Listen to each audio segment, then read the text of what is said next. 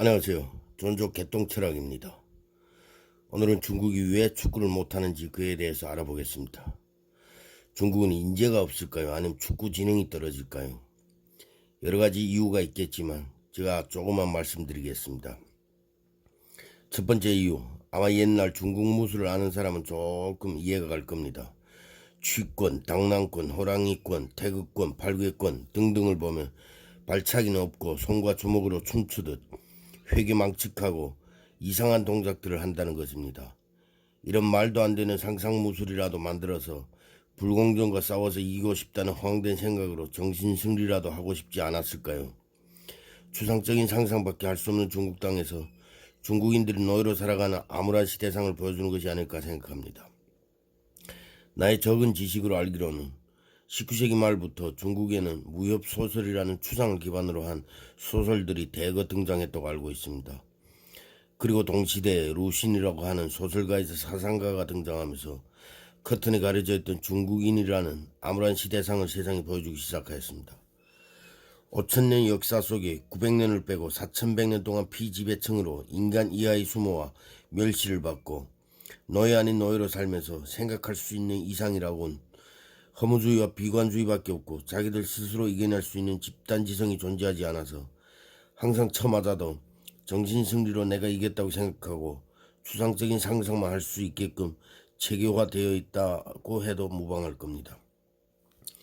19세기 말 청나라는 망해가고 평생 추상적인 상상에만 의지하면서 살던 중국인들은 망해가는 청나라가 법이 느슨해지면서 사상 검증을 못했던 것이 아마도 5천년 동안 추상적인 무술만 생각하던 내용들을 소설로 만들어내지 않았나 생각합니다. 추상무술은 항상 손으로 레이저 쏘고 손으로 큰 충격파를 만들어서 한 지역을 초토화시키는 상상무술입니다. 절대 발로 레이저 쏘고 충격파를 만들지는 않습니다. 그러다 보니 발과 다리 부분은 세밀함과 정교함의 세포가 죽어있지 않았나 생각합니다. 중국 무술은 대한민국 무술가들이 홍콩 영화에 출연하기 전까지는 발차기 하는 무술은 거의 없었다고 보면 됩니다. 이렇게 발에 관한 무술이 없다 보니 지금의 중국 축구와도 연동되는 것은 아닌가 생각합니다. 두 번째 이유, 나는 중국에서 30년 가까이 살다 보니 중국의 실상을 아무래도 대한민국 국민보다는 좀 더 알지 않을까 생각합니다. 제가 학교 다닐 때 중국 소수민족들은 축구를 자유롭게 하였습니다. 하지만 한족들은 농구만 하였고 축구는 아예 체육 과목에서는 제외시켰습니다.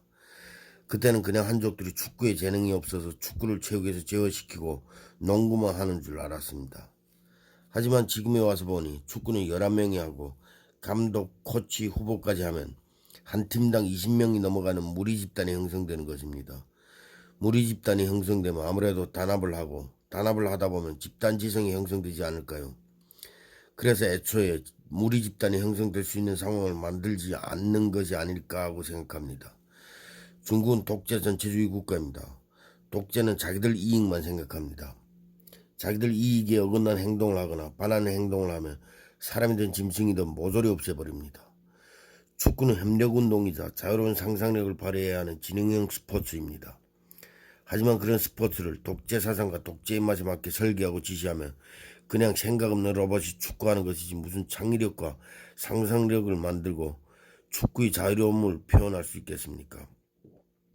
중국이 축구를 잘할 수 있다는 것은 어불성설입니다. 독재가 꽈리를 틀고 있고 독재가 잘한다고 생각하는 반지성이 존재하고 개념이 형성되지 않아서 사람인지 짐승인지 스스로 생각하고 판단할 수 있는 지성이 존재하지 않는 14억 개돼지들이 존재하는 한 자유로운 창의성과 자유로운 상상력의 축구는 존재할 수가 없다고 봅니다. 감사합니다. 오늘은 여기까지 하겠습니다.